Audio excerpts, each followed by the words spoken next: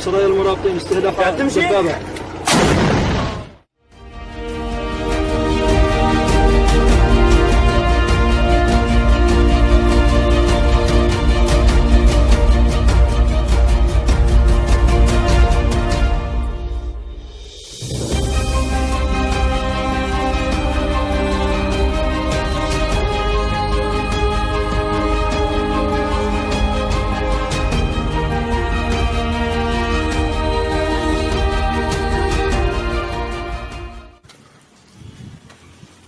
Rolling up balls of locust bean preparing for the market, Nkiruka Ani is starting again trying to pick up the pieces of her life. In March, she was excluded from her family's assets during the sharing process that followed Igbo customary practice which forbids women from family inheritance. I believe that we all humans, anything that they give to male ones, they should give also to the female ones. Nobody, as in, we are equal, but I don't know their own mentality. Maybe the female are not, they are not, I don't understand.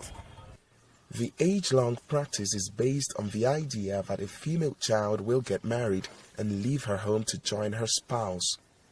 Many women like Annie have been denied money and property because of the practice. But in late August, Nigeria's Supreme Court, in a landmark decision, annulled the tradition, saying it was discriminatory and contradicts the constitution of the Nigerian state. The decision was celebrated by gender equality advocates like Solomon Buchi. Constantly weigh culture on the scale of objectivity, on the scale of fairness, on the scale of justice, on the scale of equality and equity. Is it fair to people? Is it just to people? Is it equitable? Is it compassionate?